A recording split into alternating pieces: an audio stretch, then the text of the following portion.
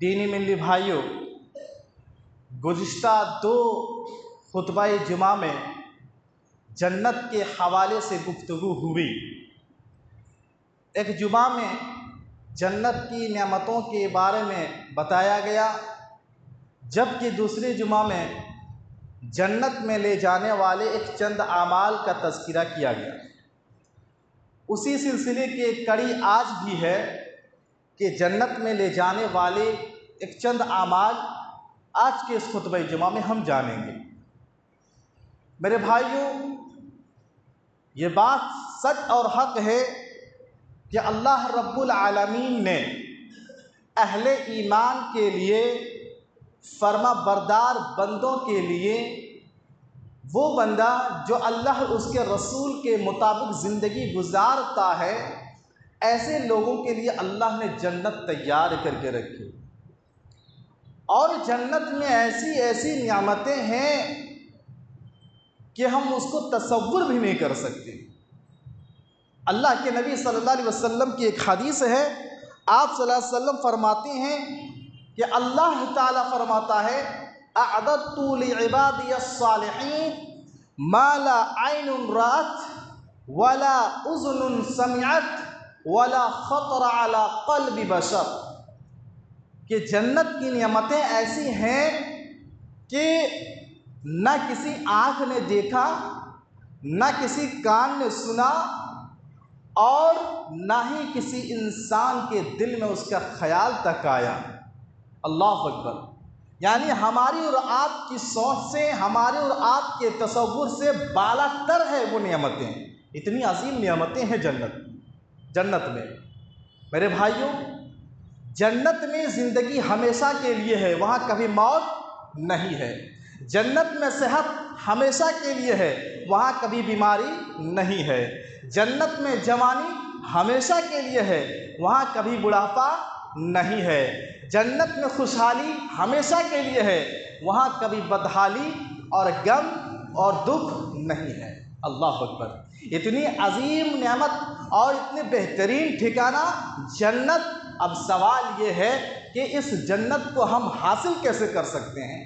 اس جنت میں ہم جا کیسے سکتے ہیں؟ اس جنت کو پانے کے لیے ہمیں کرنا کیا پڑے گا؟ تو میرے بھائیوں، اس سے پہلے خطبہ جمعہ میں ایک چند اعمال بتائے، ہمیں اور آپ کو وہی اعمال کرنا ہے جو شریعت نے بتائے ہیں۔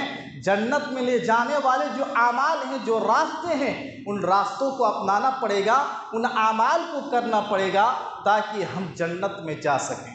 تو آئیے ہم جانتے ہیں کہ جنت میں لے جانے والے کیا اعمال ہیں، کیا چیزیں ہیں۔ سب سے پہلی چیز، اللہ کے رسول صلی اللہ علیہ وسلم نے ایک حدیث پاک میں 4 چیزوں کا تذکرہ فرمایا۔ کہا یہ 4 چیزیں جس انسان کے اندر موجود ہو وہ جنت میں جائے گا، وہ انسان جنتی ہوگا۔ کیا ہے وہ 4 چیزیں؟ حدیث دیکھیے، اللہ کے نبی صلی اللہ علیہ وسلم کے پاس ایک صحابی رسول آتے ہیں، ایک آدمی آتے ہیں، ایک صحابی رسول آتے ہیں اور اللہ کے رسول سے کہتے ہیں دلونی، اللہ کے رسول مجھے آپ رہنمائی کر دیجیے ایسے عمل کی جانب اعملہ کہ میں اس عمل کی کروں، یدنینی من الجنہ تو میں جنت میں چلا جاؤں، ویباعدنی من النار اور میں جہنم سے بچ جاؤں، جہنم سے دور ہو جاؤں۔ سوال کیا کیا جا رہا ہے؟ پوچھا کیا جا رہا ہے کہ ایسے عمل بتلائیے کہ اس عمل کو میں کروں تو میں جنت میں چلا جاؤں اور میں جہنم سے اپنے آپ کو بچا سکوں۔ اللہ کے نبی صلی اللہ علیہ وسلم نے 4 چیزیں اس کو بتائے۔ کیا بتائے؟ اللہ کے نبی نے سب سے پہلی چیز کہا تعبد اللہ ولا تشرک بہ شیئا، کہ تم ایک اللہ کی عبادت کرنا اور اللہ کی عبادت میں کسی اور کو شریک نہیں ٹھہرانا۔ میرے بھائیوں، تو اگر جنت میں جانا چاہتے ہیں، یہ کام ہمیں اور آپ کو کرنا پڑے گا کہ عبادت کی جو بھی شکلیں ہیں، عبادت جتنی طرح کی ہوں، وہ ساری عبادتیں صرف اور صرف اللہ کے لیے ہونی چاہیے۔ یہ سجدہ کرنا بھی ایک عبادت ہے، جانور ذبح کرنا بھی ایک عبادت ہے۔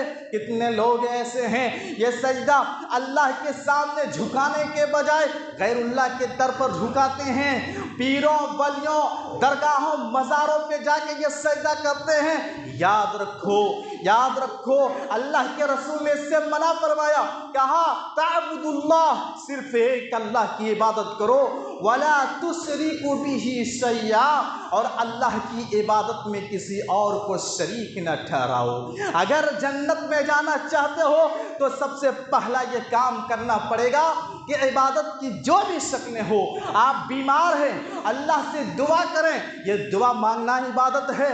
شفا یابی کے لیے اللہ سے دعا مانگیں، نہ کہ کسی درگاہ، کسی پیر، کسی ولی، کسی بزرگ کے سے نہ، بلکہ اللہ سے شفا یابی کی دعا کریں۔ بیمار دینے والا اللہ ہے تو شفا دینے والا بھی اللہ ہے۔ آپ اگر بے اولاد ہیں، اللہ اولاد آپ کو نہیں دیا ہے اور آپ اولاد چاہ رہے ہیں، تو اولاد مانگنی ہے تو صرف اللہ سے اولاد مانگنی ہے، اور اللہ کے علاوہ چاہے نبی ہو، ولی ہو، پیر ہو، کتنے بھی بڑے انسان ہو، اس کی طاقت میں اولاد دینا نہیں ہے۔ اولاد صرف اور صرف اللہ ہی دے سکتا ہے۔ تو میرے بھائیوں، جنت میں جانا چاہتے ہو، تعبد اللہ، ایک اللہ کی عبادت کرنا ہے، ایک اللہ کی عبادت کرنا ہے، ولا تشرکوا بہ شیئا، اور اللہ کی عبادت میں کسی اور کو شریک نہیں ٹھہرانا ہے، پہلا کام۔ دوسرا کام آپ نے فرمایا وَتُقِیمُوا الصَّلَاةَ، نماز قائم کرتے رہنا ہے۔ جو اللہ نے ہم پر نماز فرض کیے ہیں، ان نماز کو پابندی کے ساتھ پڑھنا، جماعت کے ساتھ پڑھنا، منمانی نہیں، جب دل چاہا نماز پڑھے، جب دل چاہا نماز چھوڑ دیے، نہیں، تقیم الصلاۃ، نماز کا پابند بنے انسان۔ اور تیسری چیز آپ نے فرمایا وتؤتی الزکوٰۃ، وہ زکوٰۃ دینے والا ہو۔ انسان اگر زکوٰۃ دیتا ہے، صاحب نصاب ہے، اللہ نے اتنی دولت دی ہے کہ اس کے اوپر زکوٰۃ فرض ہے، اتنی زیورات ہیں سونے چاندی کہ اس پر زکوٰۃ واجب ہے، تو اسے زکوٰۃ نکالنا پڑے گا اگر جنت میں جانا چاہتے ہو۔ اور چوتھی چیز اللہ کے نبی صلی اللہ علیہ وسلم فرماتے ہیں کہ رشتوں کو جوڑنے والا بنو، رشتوں کو توڑنے والا نہ بنو، رشتہ داری کو نبھانے والا بنو۔ رشتوں کو جوڑنا، رشتوں کو نبھانا، رشتوں کو سنبھالنا، کہا یہ چیز جنت میں لے جانے والی چیز ہے۔ تو اس حدیث جب یہ چاروں چیزیں اس صحابی رسول کو اللہ کے رسول نے بتایا، فلما ادبر، وہ آدمی پیٹ کر جانے لگا، وہ آدمی جانے لگا پیٹ پھیر کر۔ اللہ کے نبی صلی اللہ علیہ وسلم اس کو دیکھتے ہیں اور مسکراتے ہیں اور کہتے ہیں اگر جو میں نے کہا ہے اسی پر اس نے عمل کیا، میرے حکم پر جو حکم ملا اس پر عمل کیا، اللہ کے نبی فرماتے ہیں دخل الجنہ، وہ جنت میں داخل ہوگا۔ تو میرے بھائیوں، اس حدیث پاک سے کیا معلوم ہوا کہ جنت میں اگر جانا چاہتے ہیں تو یہ چار کام اس حدیث کے مطابق ہمیں اور آپ کو کرنا پڑے گا۔ ایک اللہ کی عبادت کرنا ہے اور شرک سے بچنا ہے، دوسرا نماز قائم کرنا ہے، تیسرا زکوٰۃ ہمیں دینا ہے، اور چوتھا رشتوں کو جوڑنا ہے، رشتوں کو توڑنا نہیں، رشتوں کو ٹوٹنے سے بچانا ہے، رشتوں کو نبھا کر چلنے والا بننا ہے۔ اسی طرح میرے بھائیوں، ایک حدیث پاک میں جنت میں لے جانے والے اعمال اور کام جو اللہ کے نبی نے بتائے، وہ تین بتائیں۔ تین کام ایسے ہیں، تین اعمال ایسے ہیں کہ انسان اس کو کر لے تو سلامتی کے ساتھ، امن و شانتی کے ساتھ وہ جنت میں داخل ہوگا۔ ترمذی کی روایت ہے، اللہ کے نبی صلی اللہ علیہ وسلم فرماتے ہیں افشوا السلام، سب سے پہلی چیز آپ نے فرمایا افشوا السلام، سلام کو عام کرو، سلام کو خوب پھیلاؤ، ایک دوسرے کو سلام کرو۔ یہ سلام کرنا، سلام پھیلانا، یہ بھی جنت میں جانے کا ایک ذریعہ ہے، ایک راستہ ہے میرے بھائیوں۔ لیکن آج ہم اور آپ جس سماج میں رہتے ہیں، اپنے معاشرہ کا جائزہ لیں، آج اس امت کا جائزہ لیں، مسلمانوں کا جائزہ لیں، بہت افسوس ہوتا ہے، بہت افسوس ہوتا ہے۔ آج ہم نے سلام کو اپنے مطلبی اور مسلکی بنا دیا، ہم نے سلام کو مطلبی اور مسلکی بنا دیا۔ ہمارا اسٹیٹس کا آدمی ہے، ہم سلام کرتے ہیں، ہمیں اس انسان سے فائدہ ہے، ہمیں اس انسان سے مطلب ہے، ہم اسے سلام کرتے ہیں، خیریت پوچھتے ہیں، اچھے سے بات کرتے ہیں اور ہنسی خوشی سے ملاقات ہوتی ہے۔ یہ ہمارے اسٹیٹس کا آدمی ہے، یہ ہمارے مطلب کا آدمی ہے، مجھے اس انسان سے فائدہ ہے۔ آج سلام مطلبی بن گیا ہے اور مسلکی بن گیا۔ اگر ہمارے مسلک کا ہے تو ہم سلام کرتے ہیں، اگر ہمارے مسلک کا نہیں تو ہم سلام نہیں کرتے ہیں۔ آج اس امت کا یہ حال ہے، مسلمانوں کا یہ حال ہے۔ یہ قیامت کی نشانیوں میں سے ایک نشانی ہے۔ اللہ کے نبی کی ایک حدیث ہے جس میں آپ نے فرمایا کہ قیامت کی نشانیوں میں سے نشانی یہ ہے کہ سلام خاص کر لیا جائے گا، یعنی خاص خاص لوگوں کو سلام کیا جائے گا۔ اب دیکھیں ہمارے اندر کیا یہ چیز ہے؟ کیا ہم ہر مسلمان کو سلام کرتے ہیں یا صرف اپنے اسٹیٹس کو سلام کرتے ہیں، اپنے مطلبی انسان کو، اپنے مسلکی انسان کو سلام کرتے ہیں؟ تو یہ بہت افسوس ہوتا ہے۔ اللہ کے نبی کی حدیث ہے کہ تم سلام کرو ہر مسلمان کو، جسے تم پہچانتے ہو اسے بھی اور جسے تم نہیں پہچانتے ہو اسے بھی۔ اللہ کے رسول نے تو یہ اصول بتا دیا، مسلمان ہے تو اسے سلام کرو۔ تو میرے بھائیوں، جنت میں لے جانے والے اعمال میں سے ایک عمل یہ ہے افشوا السلام، سلام کو خوب پھیلاؤ، سلام کو عام کرو، ایک دوسرے کو سلام کرو۔ یہ جنت میں لے جانے والے اعمال ہیں۔ اس لیے میرے بھائیوں، کوشش یہ کرنا چاہیے، ہمیں ہر مسلمان کو سلام کرنا ہے۔ وہ جواب دے یا نہ دے اس کی ذمہ داری ہے، ہم نے اپنا حق ادا کر دیا مسلمان ہونے کا، نبی کے فرمان پر ہم نے عمل کیا، نبی کی سنت کو ہم نے اپنایا، ہم نے سامنے والے کو سلام کیا۔ اب وہ جواب دے یا نہ دے وہ اس کی ذمہ داری ہے، وہ اس کی ذمہ داری ہے، لیکن ہم مسلمان ہیں، افشوا السلام، سلام کو ہمیں عام کرنا ہے، سلام کو خوب پھیلانا ہے، ایک دوسرے کو سلام کرنا ہے۔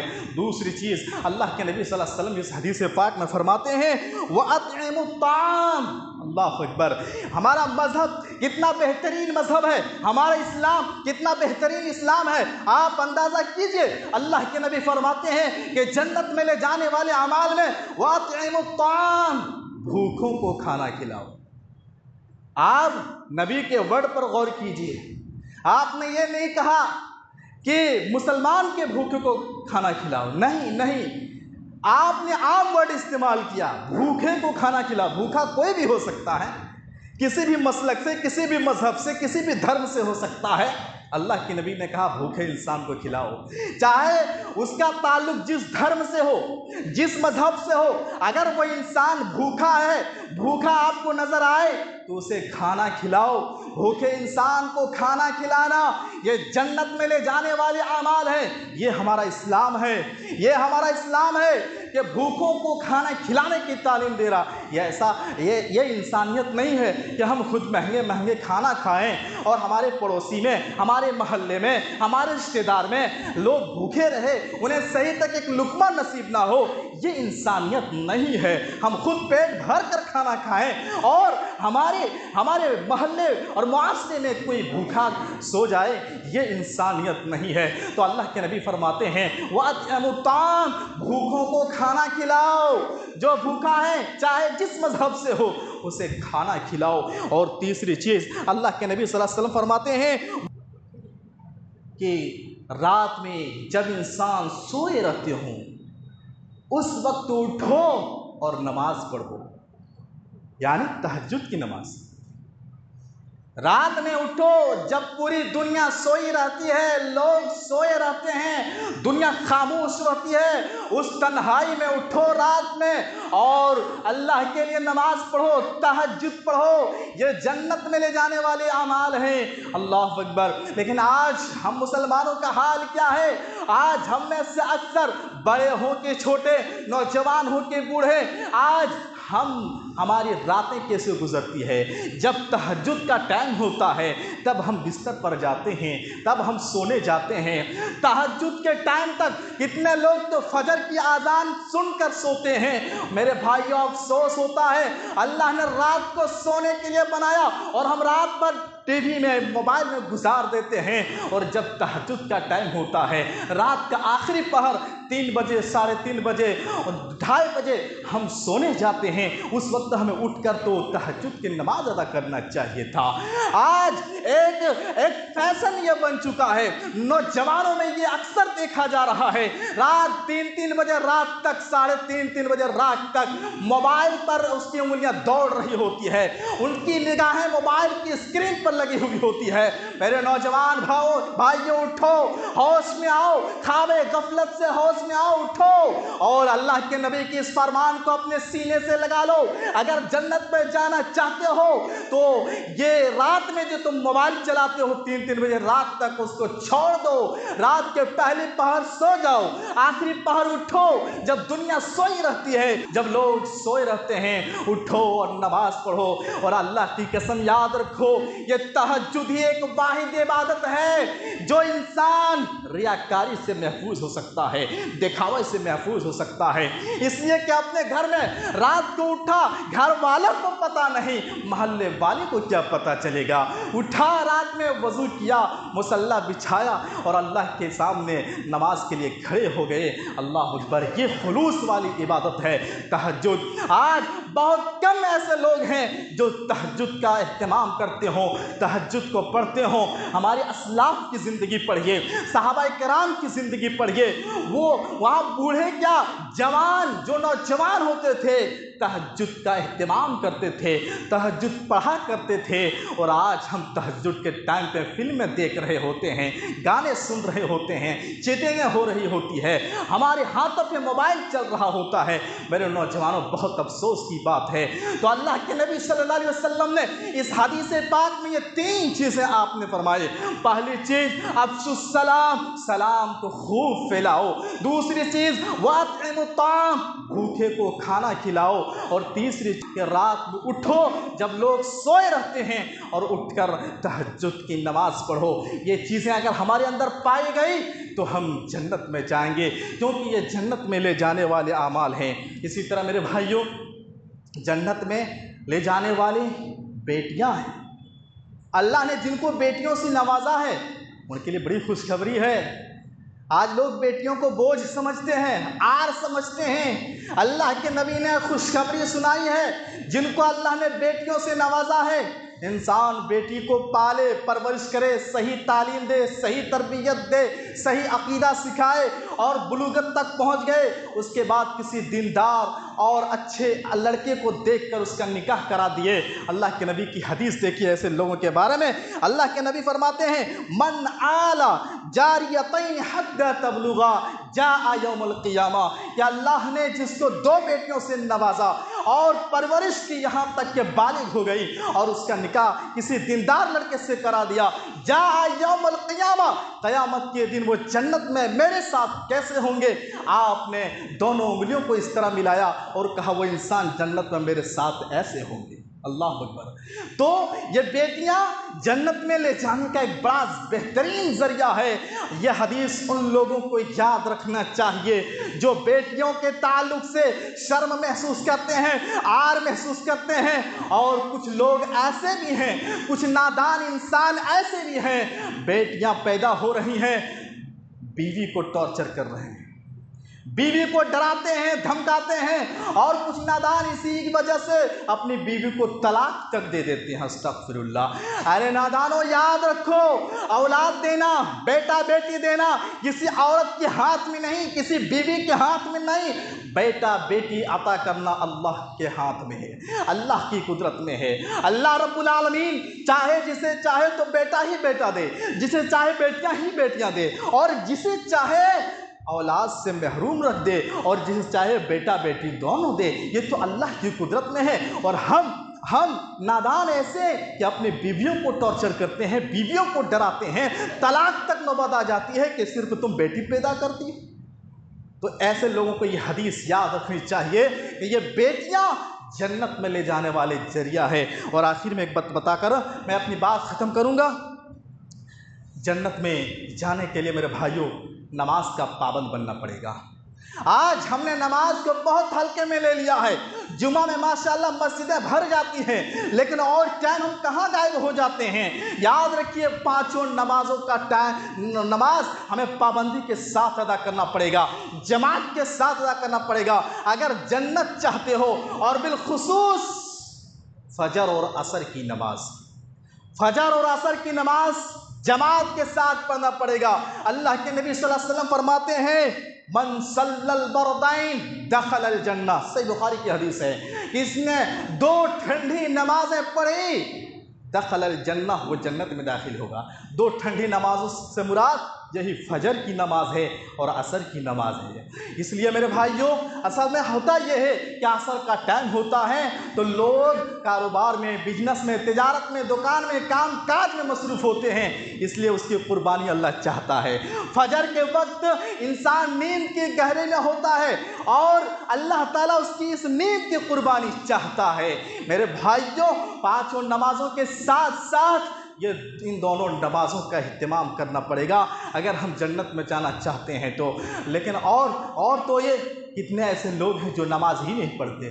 ماشاءاللہ کچھ لوگ تو ہیں جو اللہ کے گھر کو آباد کیے ہوئے ہیں، لیکن ہم میں سے اکثر ایسے جو نماز ہی نہیں پڑھتے۔ تو ایسے لوگوں کو میں قرآن کی ایک آیت بتا کر میں اپنی بات ختم کروں گا۔ اس آیت کو آپ یاد رکھیے، سورہ مدثر کی آیت ہے۔ میرے نوجوان بھائیوں، میرے مسلمان بھائیوں، اگر ہم نماز نہیں پڑھتے ہیں، اللہ کے اس فرمان کو یاد رکھو، اپنے سینے سے لگا لو کہ کل جنتی جنت میں چلے جائیں گے، جہنمی جہنم میں چلے جائیں گے۔ جنتی جہنمیوں سے پوچھیں گے فی جنات یتساءلون عن المجرمین ما سلککم فی سقر۔ اللہ فرماتا ہے جنتی جہنمیوں سے پوچھیں گے کہ تم جہنم میں کیوں چلے گئے، جہنم میں جانے کا ریزن کیا ہے، جہنم میں جانے کا سبب کیا ہے۔ وہ کیا جواب دے گا؟ وہ جواب دے گا لم نک من المصلین، ہم نماز نہیں پڑھا کرتے تھے۔ اللہ اکبر۔ یہ نہیں کہے گا ہم جھوٹ نہیں بولا کرتے تھے، شراب نہیں پیا کرتے تھے، شرک نہیں کیا کرتے تھے، چوری نہیں کیا کرتے تھے۔ پہلا جواب جہنمی کا ہوگا لم نک من المصلین، ہم نماز نہیں پڑھا کرتے تھے۔ اس لیے میرے وہ بھائی جو نماز کو ترک کیے ہوئے ہیں، نماز کو چھوڑے ہوئے ہیں، آؤ میرے بھائیوں نماز سے جڑ جاؤ۔ اگر جنت میں جانا چاہتے ہو اور جہنم سے اپنے آپ کو بچانا چاہتے ہو اور خود نماز کا پابند بنیں، اپنے بیوی بچوں کو، اپنے اہل و عیال کو بھی نماز کا پابند بنائیں تاکہ ہم جنت میں جا سکیں۔ یہ چند باتیں تھیں۔ اللہ رب العالمین سے دعا کیجیے اللہ رب العالمین ہم سارے مسلمانوں کو اللہ جنت میں لے جانے والے اعمال کرنے کی توفیق دے۔ اللہ اس اعمال ان گناہوں سے اور ان راستوں سے بتا جو جہنم میں لے جانے والے ہیں۔ اللہ جب تک تو دنیا میں رکھ، ایمان اور عقیدہ توحید پر رکھ۔ اللہ جب تک تو دنیا میں رکھ، ہر مصائب پریشانی سے دور رکھ۔ اللہ جو قرض میں ڈوبے ہیں اللہ تو قرض کی ادائیگی کی توفیق دے۔ جو بیمار ہیں اللہ تو شفا دینے والا، تو انہیں شفاء کاملہ و عاجلہ عطا فرما۔ اللہ جب تک تو دنیا میں رکھ، ایمان اور عقیدہ توحید پر رکھ۔